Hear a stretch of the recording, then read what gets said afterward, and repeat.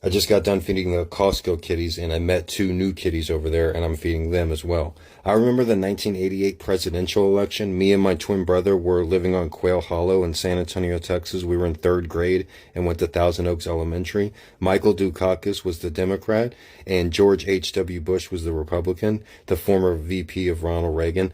That makes me feel old. I don't remember Ronald Reagan being president. When I think of him being president, I think of the scene in Back to the Future when Doc Brown asked Marty McFly, "Who's president in 1985?" Michael J. Fox's character says confidently, "Ronald Reagan," and Christopher Lloyd says, "The actor? I suppose Jane Wyman is the first lady." Well, that's not historically accurate because in 1955, when this supposedly takes place, Reagan was not married to Jane Wyman. They had already gotten divorced. Anyways, I don't remember Reagan being president. I was actually born during the Carter administration at the very end of 1979. But I remember the 1988 presidential election because my brother, Michael, was going for Dukakis because they had the same first name. I remember thinking that if Bush won, it would be nice because no one would ever misspell his last name.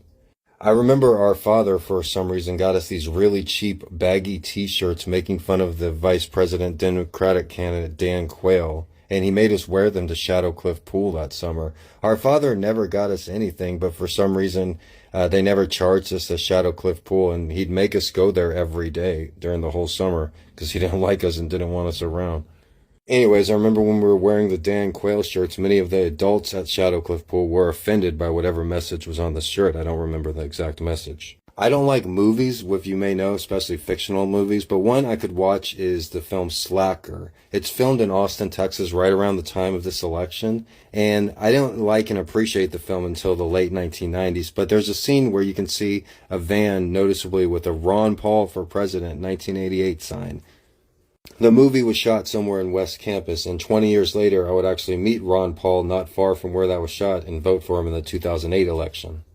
I'm Mr. G. Check out my book and my dirty apartment here.